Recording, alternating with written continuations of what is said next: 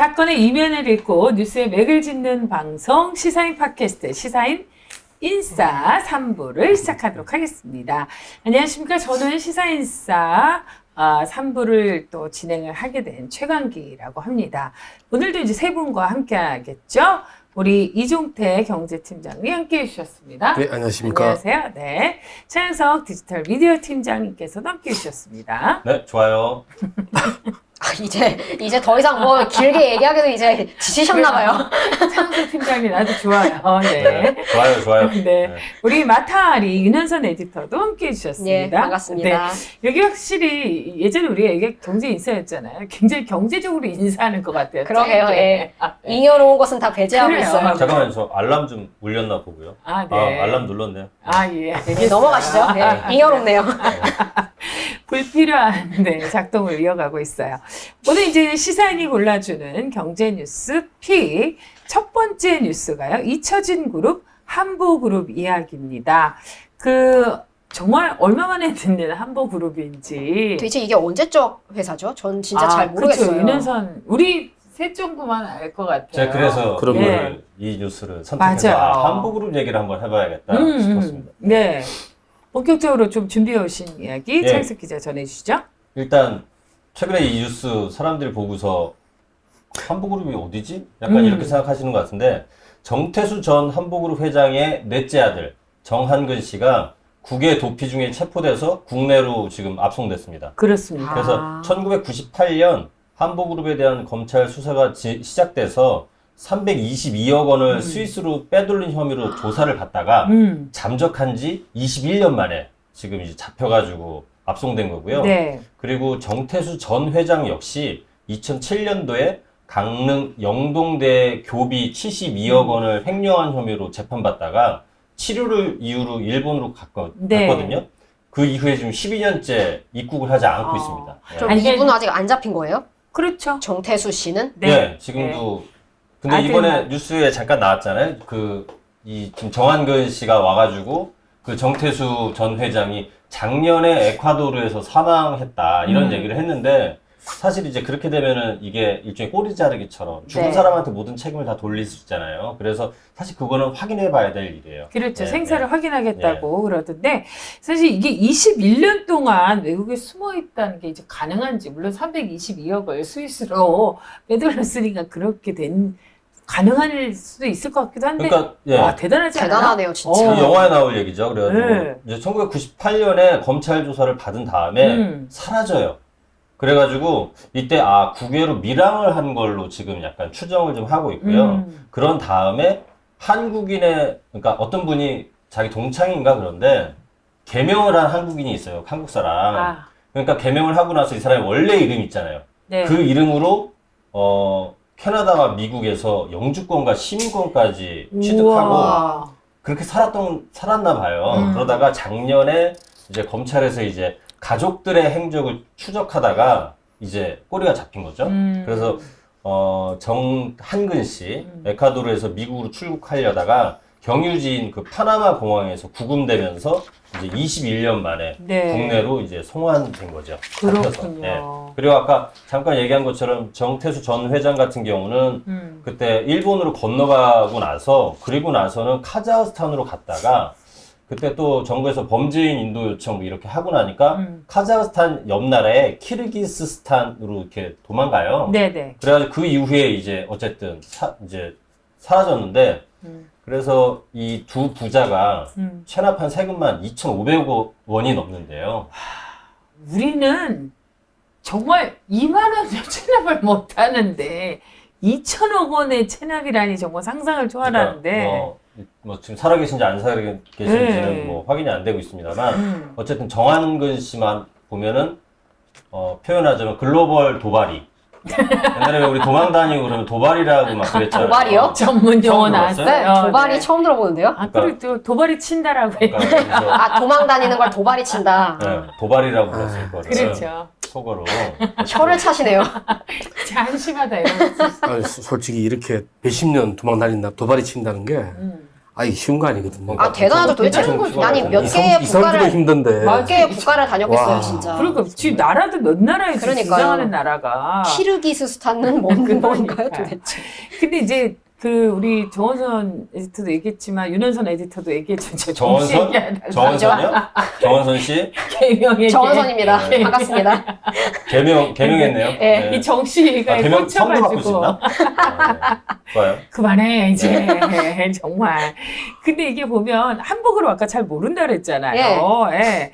이게 어떤 그 회사였는지 어떤 분들은 이제 어떤 일이 있었는지 궁금해하시는 분이 많을 것 같아요. 사실은 한복으로 하면 요즘 아는 분들은 대치동 음마아파트 그거 정광규 씨는 그거 알고 계셨어요? 아, 네.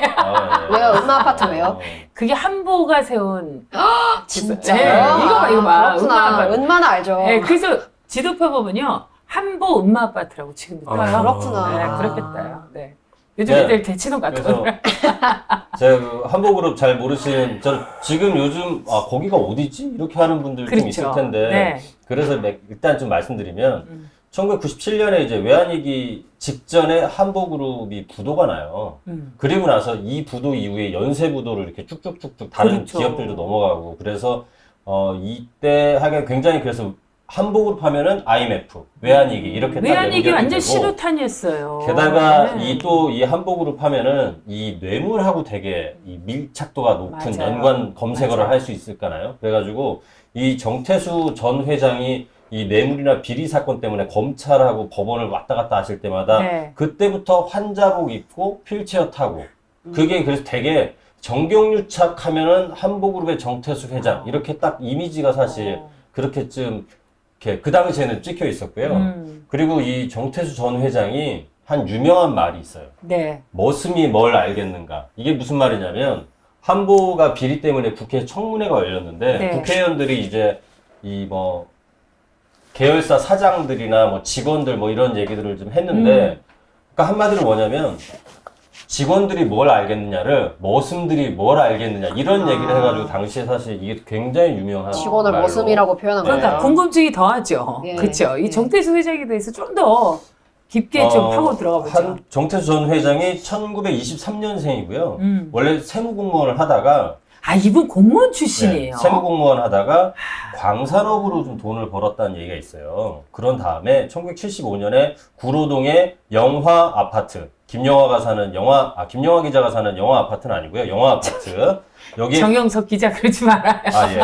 여기에 172가구를 세우면서 건설업에 뛰어들고요. 네. 그러다가 1976년에 한보 주택을 만들어서 아까 얘기한 대로 3년 후에 강남구 대치동에 그 유수부지 한 7만여 평을 매입해가지고 음마타운이라는 이름으로 떼돈을 분양해서 벌었어요. 큰 돈을 네. 불러요. 그래서 아까 그 검색하면 한보 음마 뜬다 그랬잖아요. 네네네. 옛날 사진 보면 그 음마 아파트 사진 벽에 왜 요즘 레미안 이렇게 써있듯이 네. 거기에 뭐라고 썼냐면 한보 은마 이렇게 아파트 벽에 써있는 옛날 사진들이 좀 있어요. 그래서 어쨌든 이렇게 했고 추가적으로 2,400세대를 더 분양했고 그리고 1980년에 한보 철강을 창업하면서 이제 대기업 반열에 올라서 재계 순위가 제가 이거는 좀 찾아보니까 이게 좀 급하게 찾아가지고 어디는 재계 순위 18위 그러니까 IMF 직전에 18위라는 데도 있고 14위까지 올랐다 이런 데도 있는데 대체로 한 뭐 14에서 18 언저리에 있는 그 정도의 재벌 그룹이었던 거죠. 그렇죠.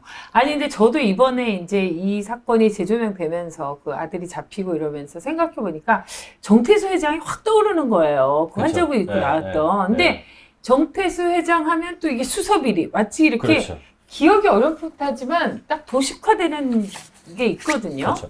이 정전 회장이 이제 기업을 키워가면서 이 문어발 확장, 그 다음 뭐 정경유착 뭐, 그리고 아까 그 머슴이 뭐하노 이런 네. 얘기 때문에 황제 경영 이런 얘기가 많이 따라붙었는데 이분이 세무공무원 출신이라 했잖아요. 네. 로비력이 대단했답니다. 그래가지고 그때 당시에 이 정전 회장이 주는 돈은 공 하나가 더 붙어 있었다고. 남들보다 더 썼군요. 그렇죠. 스케일이 남달랐네요. 그래가지고 1991년에 노태우 정부 최대 비리 사건으로 기록된 수서비리 사건이 있었어요. 그래요. 그래가지고 그때 뭐 청와대 관계자들, 국회의원들한테 뇌물 제공한 혐의로 이제 구속되고 그랬는데 이 수서비리 사건이 그러니까 수서택지개발지구내 공공용지 35,000평 정도를 26개 주택조합에 특별 분양하기 위해 그 특별 분양받기 위해서 돈을 이제 찌른 사건이에요. 그래가지고 당시 이제 로비를 상당히 많이 벌렸고 그때 당시 서울시장이 고건 전 총리가 서울시장을 네네. 했는데 이 특정업자한테 특혜 분양할 수 없다 버티다가 고건 전 총리 서울시장 때 경질당하죠. 뭐 그런 뒷얘기도 있었고 뭐 그러면서 이분이 정태수 전 회장이 그 1990년대 중반에는 이제 국내 건설뿐만 아니라 러시아 시베리아 가스전 개발 뭐 이런 일도 하고 사업 범위를 이제 넓히면서 세를 불렸는데 근데 이게 마치 어떤 그 정태수 회장이라는 인물을 통해서 흘러간 시간들, 추억에 마치 영화를 되짚어 먹는 흑백 필름이 확 지나가는 것 같아요. 근데 추억은 아닙니다. 아니, 근데 죄송해요. 기억. 기억. 네. 오늘 날도 덥고요. 좀 그래, 좀 이해해 주시면 안 돼요? 죄송합니다. 네? 정종태 씨 진짜 그러시는 거 아니에요? 오죽하면 성을 다 바꾸겠어요, 내가. 정원선 왜 때문에 하필 정시예요? 왜 하필 정시예요, 근데? 그러니까 정태수 지금 이 사람이 너무 진짜 정태수 때문이구나. 집중하라고 나 지금 방송에. 왜 갑자기 내가 정원선이 됐나? 근데 이게 보면 사실 이제 제가 아까 얘기한 것처럼 아주 오래된 기억을 되살리는데 이 수서비리 이야기도 그렇고요. 아까 제가 얘기한 것처럼 정태수 씨가 이런 것을 통해서 외환위기에 신호탄을 쏘아 올렸다 이런 얘기가 그렇죠. 이제 했잖아요. 그때 이제 네. 뭐 이 한복으로 때문에 외환위기가 온 건 아니고 그렇죠. 이제 뭐 물론 97년 그렇지만. 1월 달에 한보철강이 부도가 나면서 이제 당시로서는 그 다음에 4월 달에 산미그룹, 진로그룹, 5월 달에 진짜 옛날 기업들이다. 대동주택인가? 그런데 지금은 사실 잘 기억도 안 나는 그런 회사 부도나고 7월 달에 기아그룹 맞아. 이제 기아까지. 부도나고 그러면서 이게 97년 1월 달에 이제 한보 사태가 딱 터지면서 그 다음에 이제 IMF 구제금융의 일종의 전조 같은 사건이 돼버린 거죠, 이게. 그래가지고 그때, 그때는 진짜로 생각해보면 장난 아니었어요, 그죠? 그러니까. 그 한복으로 무너지지, 기아 무너지고, 진로, 혜태, 산미, 그러니까 막 대재벌들이 막 다 무너지고 부도나고 막 이러니까, 예, 그런 즈음이었는데, 근데 이제 한보철강 같은 경우는 보면은 왜 부도가 났나 봤을 때, 한보철강이 제철소를 세운다고 5조 원 이상의 돈을 거기다 부은 거예요. 근데 당시에 세계 철강 시장이 그렇게 좋지 않았거든요. 네. 그런 상태에서 검증받지 않은 기술로 무리한 투자를 하다 보니까 그러면서 그 돈을 어디서 났겠어요. 은행 돈 빌려다가 제철소 사업 추진하면서 게다가 그렇게 돈도 없는데 계열사들을 무리하게 막 사들여요. 부실 계열사들을. 그러면서 외형을 엄청나게 이제 확장을 하는 거죠. 그래서 1996년 11월쯤 되면은 이제 빌려온 돈이 한 5조 원 이상 돼버리니까 네. 제철소를 완공해도 적자 경영이 불가피하다고 본 거예요. 그래서 금융기관들이 대출금들을 다 회수하기 시작하면서 결국엔 한 번은 돈이 없잖아요. 그래서 최종 이제 부도 처리됐고 그래가지고 한보그룹이 은행권 등에서 받은 이 부실 대출, 도대체 어떻게 저렇게 대출을 부실한 걸 많이 받았나 이렇게 수사가 들어가면서 당시에 뭐 장관, 국회의원, 은행장들이 줄줄이 구속되는 그런 일들이 있었죠. 그러니까 이게 정관계 로비를 통해서 이렇게 하는 건데 공 하나가 더 붙는데. 그러니까 그러니까 지금 한보 사태라고 얘기할 것처럼 한보가 무너지는 것은 지금 이제 창석 기자 얘기를 들어서 이해가 되는데 왜 이렇게 기업들이 줄줄이 연쇄 부도라고 무너졌을까요? 외환위기 때. 예, 당시에 좀 상황이 안 좋았죠. 왜 그러시죠? 이게 과잉 투자가 원인이다 이런 그때 그런 얘기도 사실 많기도 했었고. 사실 한국 경제의 경우에는 네. 기본적으로 그 97년 이전까지만 해도 계속 과잉 투자 체질이었습니다. 원래. 예, 네, 네. 그 체질이었는데 그래도 그렇게 과잉된 투자 가운데 그래도 성공한 투자가 꽤 많았기 때문에 네, 네, 한국 경제가 사실 지금까지 온 거죠. 네. 그런 측면은 봐야 되겠지만 좀 전에 이제 말씀하신 것처럼 어떤 당시에는 사실 기업과 은행이 어떻게 보면 거의 한 몸이었어요. 국가와 기업과 은행이. 네. 그래서 사실 어떻게 보면은 어떤 그런 구조 때문에 투자를 많이 하고 우리 경제가 좀 급속 성장한 면도 있지만은 네. 또 어두운 면에는 그런 식으로 어떤 그 기업의 그 미래 성장 가능성이나 상환 가능성을 보기보다 그 뇌물을 받고 돈을 빌려주는 그렇죠. 그 당시에 예, 대출비리 이런 그렇죠. 그런 뉴스도 많이 나왔어요. 그런 어떤 어두운 측면이 폭발한 네. 사건이라 볼 수 있겠습니다. 아니 근데 저는 지금 차영석 기자가 했던 그 브리핑 중에서 제일 기억에 남는 게 이제 문어발식 기업 그렇죠. 경영이라고 네, 한 것처럼 지금도 보면 진로나 뭐 기업 이렇게 대표적인 게 있잖아요. 정말 진로도 소주로 대표되는 그래서 돈을 많이 벌어서 주리사업을 돈을 많이 벌면 이제 그다음에 막 건설 막 이런 데 투자 막 했다가 그 안 되는 거죠. 과잉 투자가 그런 거 아니겠어요? 그래서 그냥 폭삭 한 방에 말아먹는 거 이런 거 아니겠어요? 사실 과잉 투자 자체는 네. 사실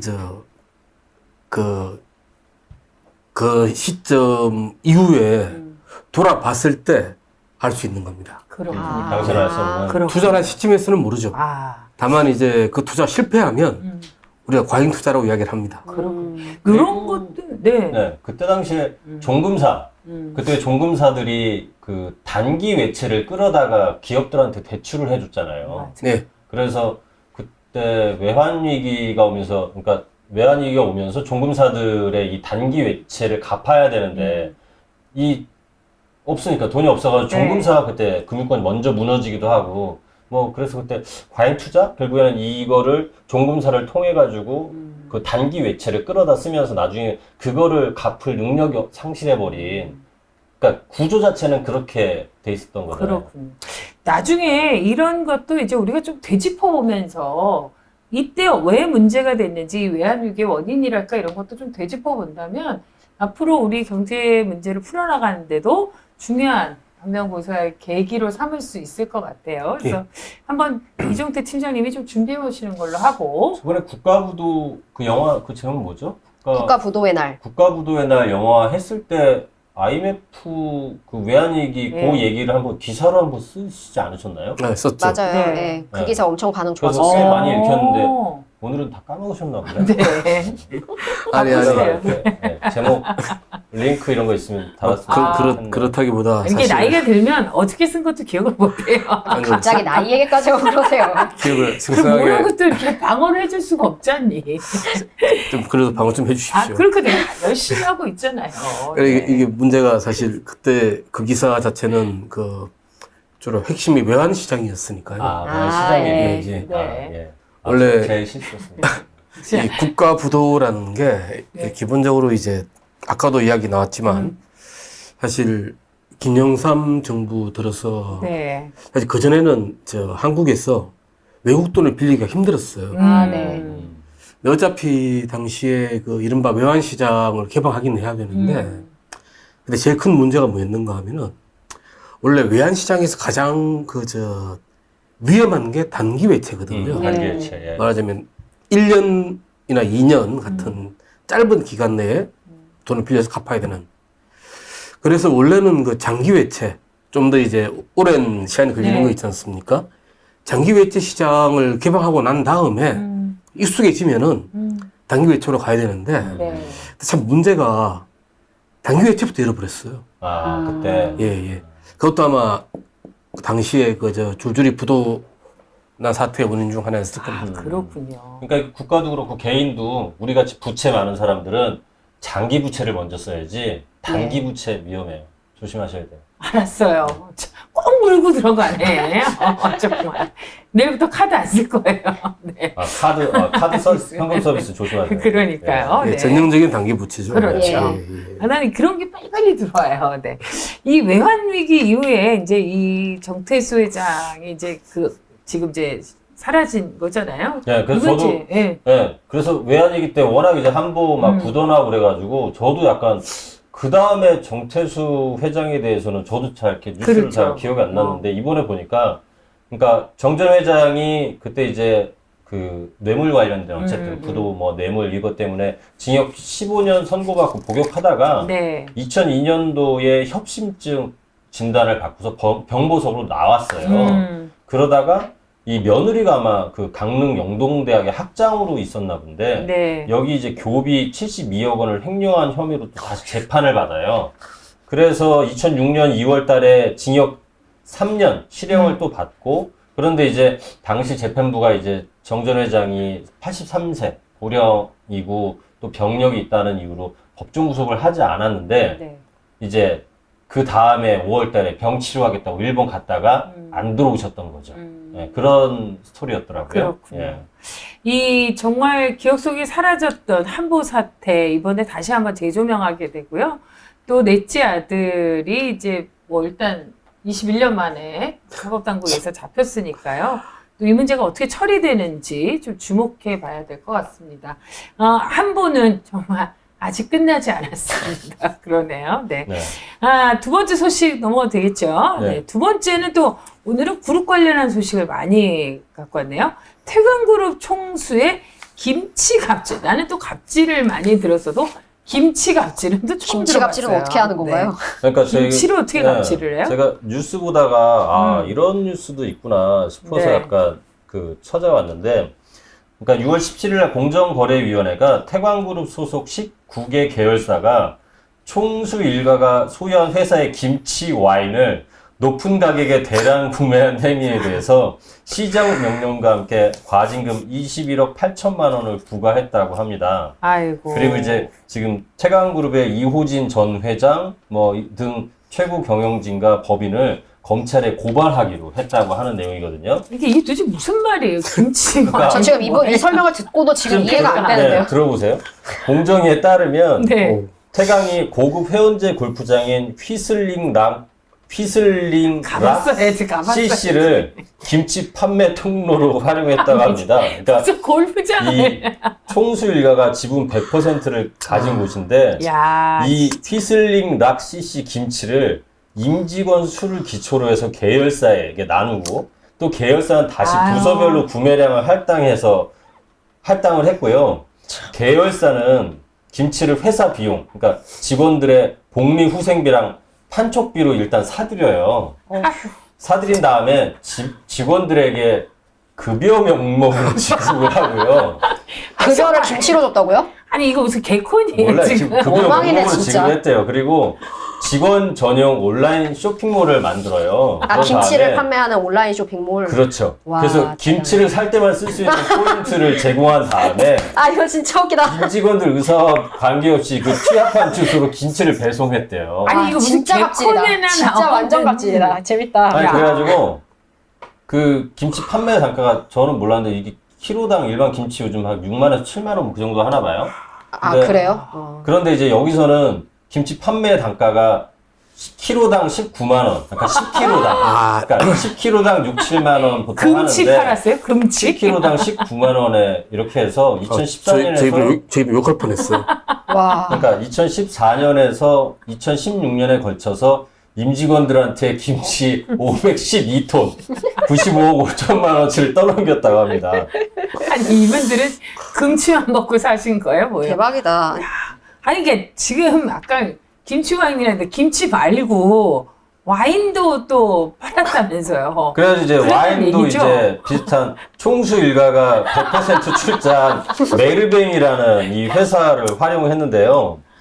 야, 이 회사 진짜 재밌네. 그러니까 경영기획실이 그룹 시너지를 제고한다면서 이 계열사 선물 제공 시에 메르뱅 와인을 활용해라. 그래서 또 계열사는 임직원 선물 지급 기준을 개정한 뒤에 복리후생비 등 회사 돈으로 와인을 사들여서 설 추석 때 임직원한테 지급을 하는 방식으로, 그래서 14년부터 16년까지 와인 46억 원어치를 샀다고 하고요. 그래서 이 김치와 와인 구매를 통해서 총수 일가가 사익 편취한 규모가 최소 33억 원이 달하는 걸로 그렇게 지금 나와 있습니다. 예. 어마어마하네.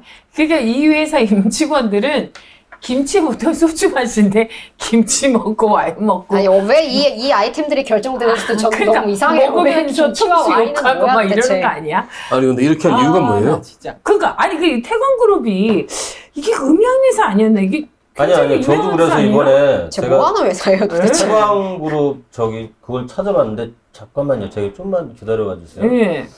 제가 여기 지금 그 회사가 사업소에 있다. 제가 이거 밖에 뽑아놓고서 지금 태광그룹의 계열사 제가 말씀드려 볼게요. 여기가 금융, 석유, 섬유화학, 미디어, 유경, 아트 이렇게 나눠져 있는데 계열사 몇 개 지금 말씀드려 볼게요. 우리가 알만한데 흥국생명, 흥국증권, 고려저축은행, 흥국화재, 흥국자산운용, 메가람 저축은행 금융회사로는 이렇게 있고요. 네. 한국생명 잘 알죠. 그러니까요. 그다음에 석유화학으로 태광산업, 태광화섬 유황공사, 그쵸, 그 유명한 데요 다. 네, 그래요. 인프라 레저로 TSIS, TRN 이런 데가 있고요. 미디어로는 T캐스트, 시네큐브, 그래요, 시네큐브. 한국 제가 진짜 케이블 좋아하는 곳이에요. 텔레콤, 한국 디지털 케이블 미디어 센터, 티브로드도 아마 여기였다가 아마 그거는 지분의 일부를 매각했을 거예요. SK그룹으로. 아마 그거는 그래서 지금 그건 좀 약간 일부 지분만 가지고 있을 거고. 그다음에 유경, 일주 세화 학원이라고 세화고 세화여고 세화여중. 우와. 그다음 일주학술문화재단, 세화예술문화재단. 여기가 이제 태광그룹의 계열사나 김치랑은 지분을 전혀 상관없잖아요. 입만 열면 다 알만한 네, 회사를 진짜. 이렇게 그래서 거느리고 있는 회사가. 사실 이거 자체가 일종의 일감 몰아주기인데 그렇죠. 네, 네. 근데 일반적으로는 일감 몰아주기를 할 때 보통 SI 업체를 많이 쓰잖아요. 예, 주로 이제 좀 자기 가족을 재벌들이 하는 짓을 보면은 가족을 저 회사에 그 회사에 박아요. 이제 뭐 지분도 많이 가지죠. 네. 뭐 그런데 특징은 그래도 그쪽에서 이제 일감 몰아주기 할 때는 나름대로 생산적인 것으로 해요. 규모도 크고 그렇게 해서 주가를 올려가지고 그걸로 이제 뭐 팔고 뭐 돈을 마련하거나 그렇게 하는데 이거는 말하자면 95억, 100억도 안 되는 돈인데 이걸 김치하고 와인을 그것도 계열사 직원들 급여 명목으로 팔았다? 깜짝 놀랐어요, 진짜. 근데 급여 목록으로 지급했다는데 제가 이 태광 김치를 먹어본 사람을 사실 인터뷰를 해가지고 그 김치가 그렇게 맛있었습니까? 이렇게 물어봤어야 되는데 이 태광 김치 만나지는 못하셨나봐요. 네. 근데 사실 세 배 수준 이상의 맛이 있을 수도 있잖아요. 혹시라도. 혹시 인삼 같은 거 넣은 거 아니에요? 그럴 수도 있잖아요. 끝까지 저희도 사고 싶으면 살 수는 있는 거예요? 근데 이게 보니까 갑자기 김치 쇼핑몰이 2014에서 됐네요. 죄송합니다. 2016년까지라고 하니까 아마 끝난 거죠. 최근 일은 네. 그러니까 그 기간 동안에 아마 좀 그랬지 않았을까 아니 근데 싶은데. 진짜 태광그룹이 김치와 와인을 넣고 이렇게 갑질했다라고 하는데 근데 우리가 태광그룹에 대해서는 좀 생각하고 의아하지만 네. 제가 좀 익숙한 게 그 이호진 전 회장이 네. 그 뉴스에 많이 나왔던 최근에 왕회장, 이름이 좀 보여요. 네. 네. 네. 그 황제회장 그분 아니에요? 네, 그래가지고 보석 그때 그러니까요. 황제 보석 예, 논란 예. 일으켰던 분인데 이분이 얼마 전에 최근에 대법원에서 징역 3년이 확정됐어요.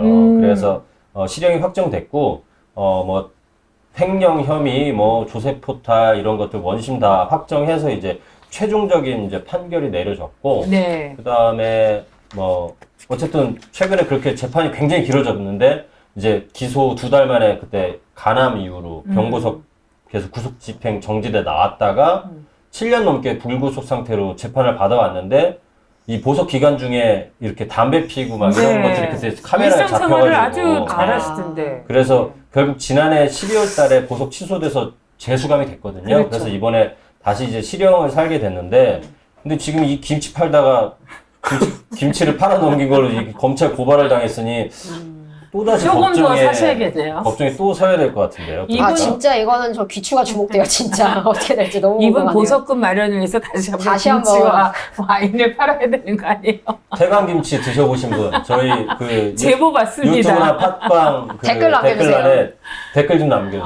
저 와인도- 맛이 너무 궁금해요. 와인도 어떤지. 네, 정말 먹어보고 싶어요. 이렇게 된 이상 맛이 너무 궁금하네요. 그러니까 말입니다.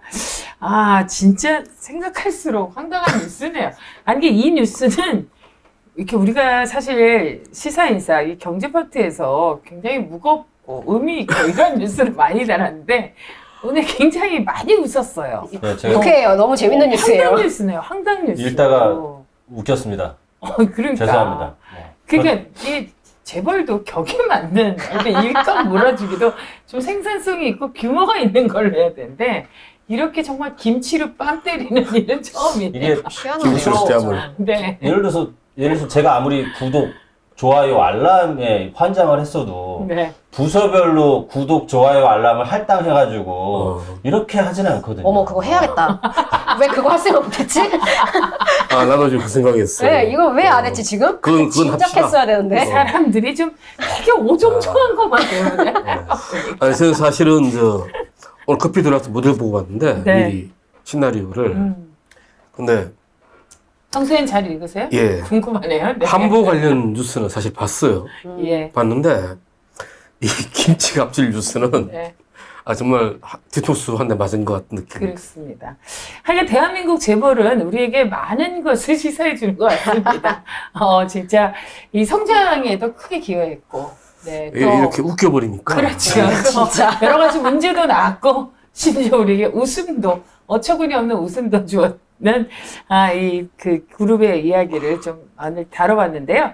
한보 그룹 문제도 또 어떻게 되는지 끝까지 쭉 해봐야 되겠고요. 깍두기는 안 팔았나 보네. 갑자기 그런 생각이 들었어요. 김치만 팔았나? 깍두기 같은 것도 괜찮은데. 네, 태광그룹 전 이호진 회장의 이 김치 파동과 관련해서 어떤 판결을 받는지 그것도 좀 끝까지 살펴봐야 될 것 같습니다. 여러분, 김치 안 사셨죠? 다행입니다. 그 돈으로 시사인 좋아요, 구독, 알람, 정기구독 꼭 하시기 바랍니다.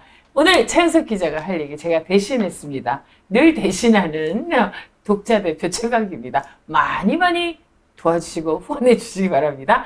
행복한 한 주 보내십시오. 고맙습니다. 고맙습니다.